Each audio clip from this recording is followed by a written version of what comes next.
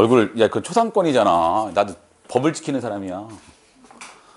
제어랑 맡으시면 되잖아요. 제어. 근데 뭐 굳이 허락까지 맡을 필요가 있겠어? 얼굴이 안 나오는데. 자, 높임표현 갑시다. 문법 요소 들어갈 건데요. 높임표현. 일단 문법 요소 전체에서 제일 중요한 건 높임표현하고 피동과 사동이야. 이걸 항상 생각해야 돼. 높임표현은 왜 중요하냐? 왜 많이 나오느냐? 중요하니까. 사실은 높임표현은요, 이렇게 생각하면 돼. 가다하고 가시다. 이렇게 선어말음이 하나 때문에 우리가 뭐예요? 높임이 실현되는 언어는 뭡니까? 거의 없어. 국어의 가장 기본적인 특성이기도 합니다. 그죠? 그리고 피동표현하고 사동표현은 많이 나오는 게 어려우니까. 그러니까 이 문법 요소에서 가장 중요한 거는 피동하고 사동표현, 높임표현이라고 생각하면 되고요. 자, 몇 가지 좀 잡고 갈게요. 높임표현이야 라고 한다면요. 일단 기본적으로 주체가 있고, 그 다음에 객체가 있고, 그 다음에 상대가 있다. 가장 기본적인 거야. 요게. 그죠? 주체는 뭘 높이는 거냐? 주어를 높인다라는 거고요. 객체는 뭘 높이는 거냐? 목적어나 혹은 뭐야? 부사어를 높이는 거다라는 거고요. 상대 높임은 청자를 높이는 거예요. 이렇게. 그죠? 자, 얘는 가장 대표적으로 뭘 쓰냐면요. 선어말어름이 시를 쓴다라고 생각하고요. 그 다음에 얘는 뭐냐면은 특수어휘를 사용한다. 특수어휘를 사용한다. 그 다음에 얘는 뭐예요? 종결어미나 높임보조사 요를 사용한다. 요렇게는 가장 기본적으로 지금 머릿속에 집어넣어야 될 겁니다. 그죠? 요거는 그러니까는 이거보다 더 복잡한 내용을 배울 텐데 요거 정도는 민영아 머릿속에 집어넣으란 얘기예요. 그죠?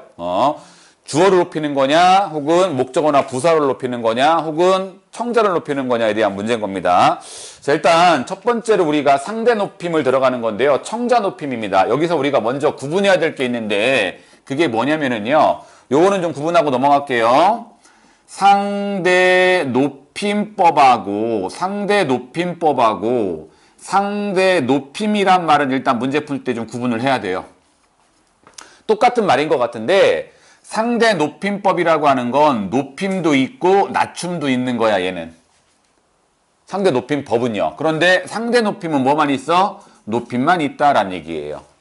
그지? 그러니까 내가 예를 들어서 야, 자지 마! 이것도 상대 높임법은 쓰고 있는 거라고요. 높임이 아니라서 그렇지. 그러니까 상대 높임법과 상대 높임은 좀 구분하고 넘어가야 돼. 그죠? 자, 그러면 말을 듣는 상대를 높이는 거다라는 거고요. 기본적으로 뭐에 의해서 이렇게 두 개, 종결어미에 의해서 그 다음에 높임보조사 요에 의해서 실현된다라는 겁니다. 요 우리가 연결어미 요랑 구분해야 되는 거고요. 선어말어미 이런 거는 별 의미가 없으니까 넘어갈게요. 자, 그러면 상대 높임법에 따른 종결어미 변화인데 이 문제가 아마 여러분 내신 문제로 나오면 제일 곤혹스러울 문제일 거예요. 아마 다음 주에 문제 풀 때 이 문제가 제일 까다로운 거니까. 그리고 현이야 우리 문장의 짜임은 이제 더 이상 안 낼 거야. 네가 좀 공부해오고 따로 질문을 해도 돼. 예를 들어서 수요일날 우리 다음 주 토요일날 네가 30분 먼저 와. 내가 질문 쭉 받아줄 테니까. 잘 모르겠으면. 선생님 앞에 그 수업이 없으니까. 자, 일단 상대 높임법은요. 여기 보니까 격식과 비격식체라고 있어요. 이렇게. 그지? 근데 격식은 높임이고 비격식은 낮춤이야. 그런 거 아니에요. 여기 보면은 자, 봐봐. 격식체 안에서도 보니까 이렇게 구분할 수 있고 얘는 높임인 거고 얘는 낮춤인 거야. 하계체나 헤라체는. 밥 먹어라 아니야. 이거 높임은 아닌 거잖아요. 그죠? 밥 먹게도 뭐예요? 높임은 아닌 거잖아요. 그죠? 여기도 보니까 비격식체도 이렇게 나눌 수가 있죠. 여기가 높임인 거고 여기가 낮춤이다라는 거예요. 다만 이런 거야. 격식체하고 비격식체가 있는 건데 이건 뭐냐면은요. 이쪽은 높임이 있고 낮춤이 있는데 격식을 차린 말이야. 이쪽은 뭐야? 격식을 차린 말이 아니야 라는 거야. 예를 한번 들어볼게요. 선생님이 예를 들어서 내가 뉴스를 진행하는 거야. 안녕하세요. 9시 뉴스를 말씀드릴게요. 이렇게 얘기 안 하죠. 어떻게 얘기해? 안녕하십니까? 9시 뉴스를 말씀드리겠습니다. 이렇게 하죠. 왜? 이걸 쓰는 거 하십시오체를. 이거는 뭐야? 비격식체니까. 그러니까 원래 공식적인 말하기에선 뭐냐? 공식적인 말하기에선 하십시오체를 쓰는 거예요. 그죠? 격식을 차린 말이다라는 겁니다. 이것이. 그죠? 선생님이 내가 그 얘기 했었나? 아나운서 얘기? 안 했었어요? 안 했어요? 선생님이 아나운서 시험을 봤거든요. 그것도 얘기가 좀 기는데 간략하게 설명하면은 잠 좀 깨자. 간략하게 얘기할 테니까. 간략하게 설명하면 뭐냐면은 내가 이제 그날 이렇게 술 먹고서 다음날 뻗어 자고 있는데 갑자기 여자 후배가 연락이 온 거야. 그래서 오늘 MBC 원서 마감이라는 거예요. 그래서 야, 너 낼 거니라고 하니까 자기 낸대. 그래서 야, 나도 내줘라 해서 전화통화로 막 이렇게 불러줬어. 원서를 쓰라고 내가 걔 보고. 근데 이제 나는 원래 대학교 때 꿈이 기자가 되고 싶은 꿈이 있었거든요. 그래서 나는 당연히 기자에다에서 기자 부분에 응시를 해라라고 했는데 지가 아나운서 본다고 나도 아나운서를 넣은 거야. 근데 이제 여기서 이제 첫 번째 이게 어긋난 거는요. 걔는 서류 전형에 탈락하고 난 합격을 한 거예요. 아주 미안했죠. 걔가 모든 걸 다 했는데. 그래서 위로하면서 내가 술도 사주고 그랬었는데. 자, 어쨌든. 그런데 내가 이제 1차가 서류 전형이고 2차가 뭐냐면은 비디오 테스트하고 오디오 테스트예요. 갔죠. 갔는데 거기서 이제 무슨 강당 같은 데서 이제 쫙 대기를 시켜놓더라고요. 근데 거기 딱 가니까 아, 내가 아나운서를 반드시 돼야 되겠다. 이런 어떤 그 당위성 혹은 필연성 이런 게 느껴지더라고요. 이유는 딱 하나야. 거기 있는 여자가 너무 이쁜 거예요. 그래서 야, 세상에 이렇게 예쁜 여자들이 모여있는 그런 어떤 구성원이 있을까라는 생각 때문에 내가 반드시 아나운서가 되리라라는 마음을 먹고 있었는데 내가 얼마나 준비가 미흡했냐면 거기에 온 사람들은 모두 있잖아. 남자고 여자고 간에 이것만한 무슨 그 상자 같은 걸 하나 들고 있어. 난 저게 뭔가 하고 했더니 이거를 쫙 열더니 분장을 하기 시작하는 거야, 이제. 오디오 테스트, 비디오 테스트 하기 전에. 나는 그냥 내가 양복 하나 딱 있었는데 그거 하나 입고 갔거든요. 얼굴에 막 개기름 흘러가고 있고. 그래서 더군다나 내가 얼굴도 까맣잖아. 아씨, 이대로 가면 안 될 것 같아요. 그래서 뭡니까? 좀 착하게 딱 이게 스캔을 한 거죠. 아, 제가 진짜 착하게 보여. 그래서 제한테 해가지고 지금 뭐 하시는 거예요? 이럴 때는 부탁을 할 때는 정말 순수하게 부탁을 해야 돼. 순수하고 멍청한 듯이.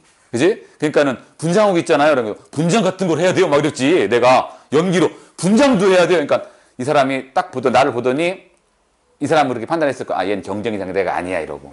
그죠? 잠깐 앉아보래. 그러더니 나를 막 해주더라고요. 그래서 정말 고맙다.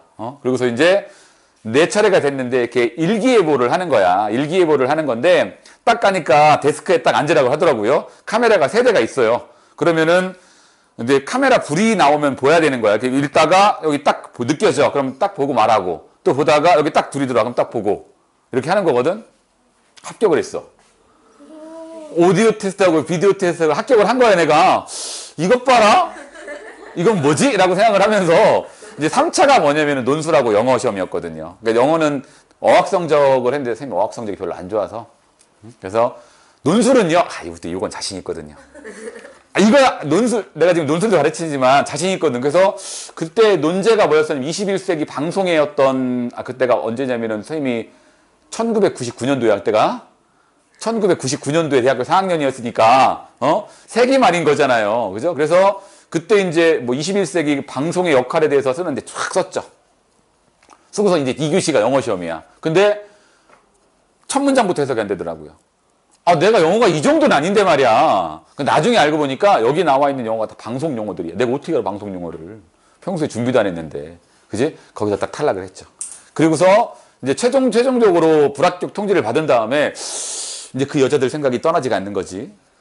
그 이쁜 언니들하고 같이 근무를 해야 되겠는데? 라고 해서 내가 거울을 보고 객관적으로 날 딱 본 거야. 어차피 넌 안 된다. 아나운서는. 이게 크잖아, 이게 머리가. 머리가 일단 크니까 이게 안 되는 거야. 방송에서 화면에 그냥 가득 차게 나올 거 얼마나 부담스러워요. 그래서 어차피 나의 길은 아니야. 라고 해서 그냥 그때 접었던 기억이 있는데, 그래서 방송에서는 항상 뭘 쓴다고? 격식체를 쓰는 거라고 하십시오체. 이거를 군대 가도 많이 쓰는 거고요. 자, 요거를 우리가 다른 말로 표현을 합니다. 뭐라고 표현하냐면요. 하십시오체는 우리가 뭐라고 하냐면 아주 높임이라 그래.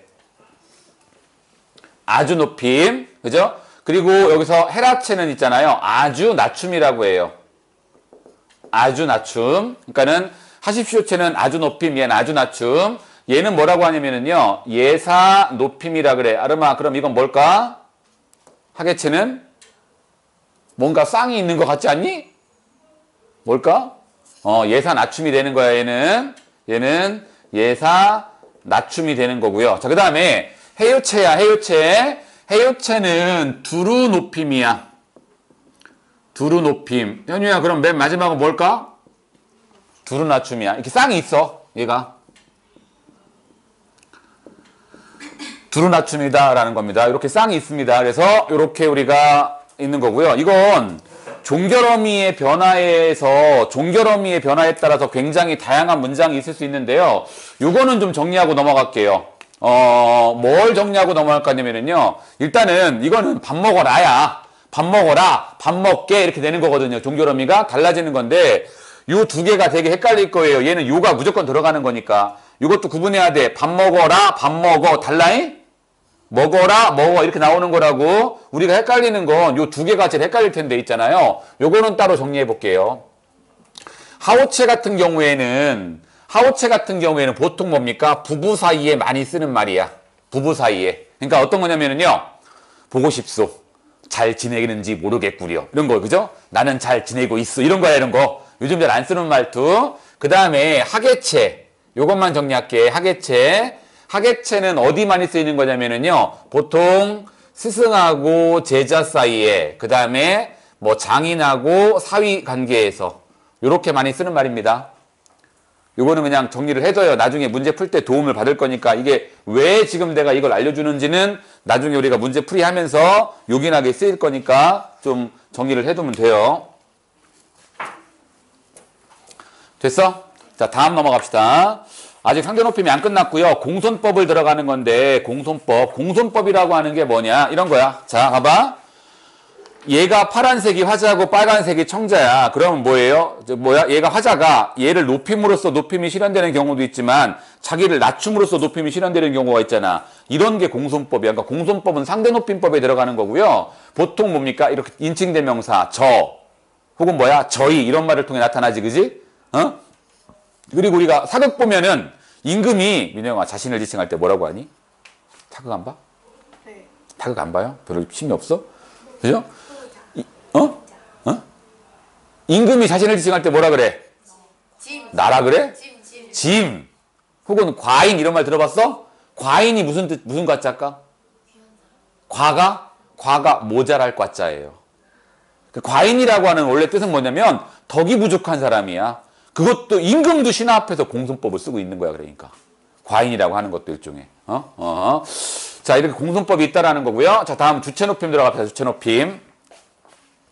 자, 정리할게. 상대 높임법이라고 하는 건 청자에 따라서 종결 의미가 달라진다. 이거 뭐 어려운 거 아니야. 우리가 일상적으로 쓰는 거야. 그냥 내가 예를 들어서 지우한테는 지우야 점심 먹었어? 라고 물어보겠지만 지우는 선생님한테 선생님 점심 먹었어? 이렇게 표현하진 않겠죠. 그죠? 청자가 누구냐에 따라 달라진다라는 겁니다. 맨 마지막 종결음이나 보조사에 따라서. 자, 다음 주체 높임 가볼게요. 주체 높임. 주체 높임이라고 하는 건 말 그대로 뭘 높이는 거다? 주어를 높이는 거다라는 거죠. 그죠? 주어를 높인다라는 거고요. 그 다음에 주체 높임은 여기 나오겠지만 직접 높임과 간접 높임이 있다라는 건데요. 일단은 메인은 요겁니다. 용언 어간에 선어머러미 시가 붙는다라는 거. 그 다음에 조사 깨서가 붙는다는 거. 이것도 우리가 깨서랑 깨랑 구분을 해야 되는 거고요. 특수어휘가 있다라는 거야. 특수어휘. 계시다, 잡수시다, 드시다, 주무시다, 편찮으시다, 돌아가시다 등이 있는 건데 여기에 공통적으로 뭐가 들어가니 나경아? 시가 들어간다라는 거야. 시가 들어가는 특수어휘를 사용한다라는 거죠. 그죠? 자, 그런데 요거는 내신에서는 조금 더 깊이 물어요. 조금 더 깊이 묻는데 자, 두 가지 예만 갖고 한번 해볼게. 첫 번째가 계시다가 있고요. 두 번째가 드시다가 있어. 자, 그럼 봐봐. 어떻게 따지는 거냐면 이거 시를 빼봐, 민영아. 그럼 계다란 말이 있을까 없을까? 없죠. 계다란 말은 없잖아. 계시다 할 때 계다란 말은 없으니까 이거는 어떻게 형태소를 분석해야 되는 거냐면은요. 계시 플러스 다로 분석해야 돼. 무슨 얘기하는 거냐? 이 시는 선어머러미로 볼 수 없다는 얘기입니다. 지금. 계시까지가 어간인 거니까. 그죠? 네. 근데 드시다를 보면은요. 이런 말 있지. 자, 마음껏 들어. 이런 말 있잖아. 그지? 그러면은 드시다는 들다에서 온 말일 거야. 그리고 들다가 있으니까 시가 있고 다가 있다란 얘기야. 그죠? 그럼 여기는 시는 선어머러미로 볼 수 있다 없다? 있다란 얘기겠죠. 그죠? 하나만 더 해볼게. 주무시다는 주무다란 말이 현재 있어 없어? 그러면 주무시까지가 어간인 거야. 선어머러미로 볼 수 없다. 그죠? 이건 편찮다란 말이 있으니까 시를 선어머러미로 볼 수 있다. 이건 뭐야? 돌아가다란 말이 있으니까 시를 선어머러미로 볼 수 있다란 얘기를 해주고 있는 거라고 지금. 지우야 이해되니? 자, 다음은 주체 높임법은요. 직접 높임과 간접 높임이 있습니다. 직접 높임과 간접 높임이라는 게 있는데 자, 뭐냐? 보니까 직접 높임은 주체를 직접 높이는 걸 얘기하는 거고요. 이렇게 두 가지가 있다라는 거야. 직접 높임과 간접 높임이 있어. 그리고 간접 높임은요, 요거야. 주체와 관련된 소유물이나 신체 일부분을 높인다라는 거죠. 그죠? 얘 하나만 볼게요. 할머니께서는 아직 귀가 밝으십니다라면 할머니가 밝은 거야? 귀가 밝은 거야? 귀가 밝은 거야. 그러니까 우리가 주체 높임이 대상이 되는 소유물이나 혹은 뭐야? 신체 일부분이 되는 거죠. 그죠? 아버지께서는 재산이 많으십니다. 참 부럽죠. 그죠? 그지? 그 아버지가 많은 거야? 재산이 많은 거야? 재산을 높이는 거라고 많으십니다는. 왜? 소유물이기 때문에. 이렇게 신체 일부분이나 소유물을 높이는 걸 주체 간접 높임이라고 하는 건데요. 중요한 거는 이거예요. 이 어휘가 여기는 사용될 수 없어요. 이 특수어휘가 여기에는 사용될 수 없다고요. 그죠? 여기 예문 한번 볼까? 예문 한번 보면은요. 이런 거야. 선생님께서 댁에 계시다란 말은 된다는 얘기지. 그지? 근데 선생님 말씀이 있으시다는 되는 데 있잖아. 만약에 계시다라고 하면은 뭐야? 안 되는 거라고요. 잘못 쓰고 있는 거라고. 그러니까 우리가 이런 거 있죠. 자, 다음으로 교장 선생님 말씀이 계시겠습니다라고 하는 건 뭐예요? 한번 비웃어 줄 필요가 있는 거. 잘못되는 겁니다. 있으시겠습니다. 혹은 있겠습니다. 이렇게 쓰는 거예요. 그죠? 예. 요렇게 우리가 하고요. 그 위에 보면은 뭐가 있냐면은요. 특수어휘에 의해서 주체를 높일 때 사용되는 것들이야. 주체를 높일 때. 댁은 뭐야? 집이 아니라 댁, 밥이 아니라 진지, 춘추하고 연세가 뭔지는 알죠? 그죠? 뭐 이런 것도 또 조남 같은 경우도 있을 수 있죠. 조남이 뭐야? 이름. 그죠? 이런 것들이 우리가 뭡니까? 명사를 통해서 높임이 실현되기도 한다라는 얘기예요. 자, 다음은 객체 높임법 마지막입니다. 객체 높임법. 춘추나 연세나 똑같아. 나이야. 우리가 춘추가 그래서 뭐야? 융합합성어죠. 봄과 가을이란 뜻인데. 그지? 나이란 뜻이 되는 거니까.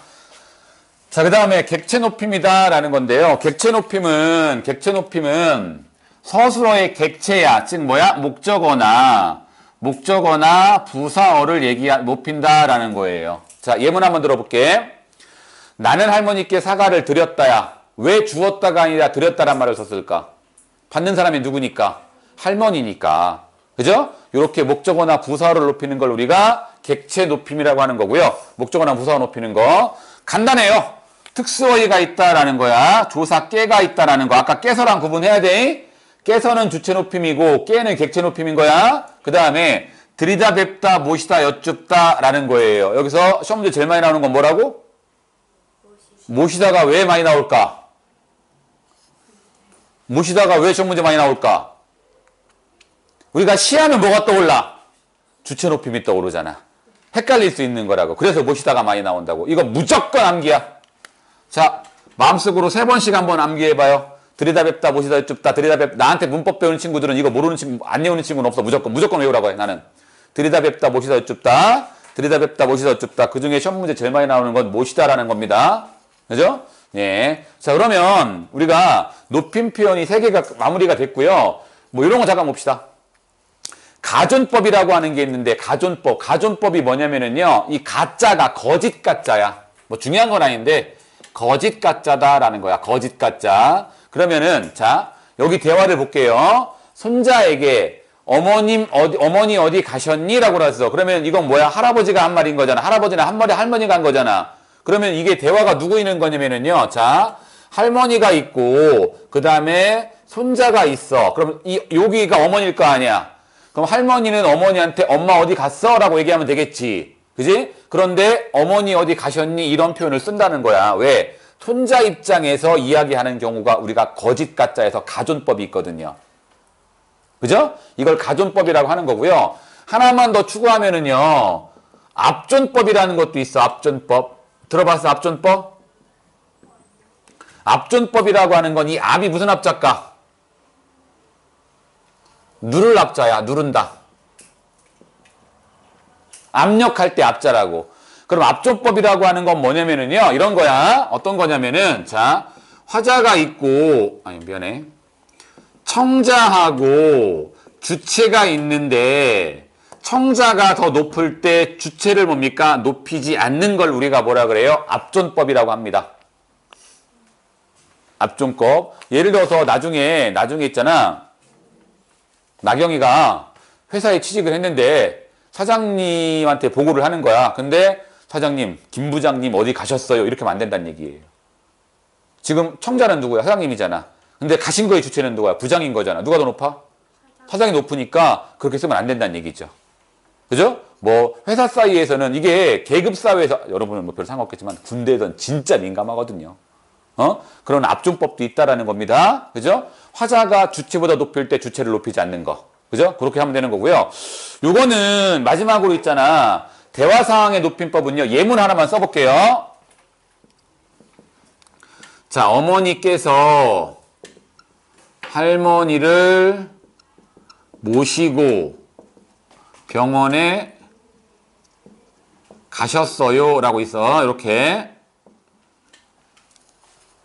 어머니께서 할머니를 모시고 병원에 가셨어요 이런 게 있는데, 자 한번 해볼게. 여기서 높임법 뭐가 쓰였을까? 일단 모시다 무슨 높임? 객체 높임. 또 깨서하고 시가 있네요. 그죠? 그러니까 무슨 높임? 주체 높임이 있네요. 그 다음에 또 요 무슨 높임? 상대 높임. 여기는 그러니까 뭐야?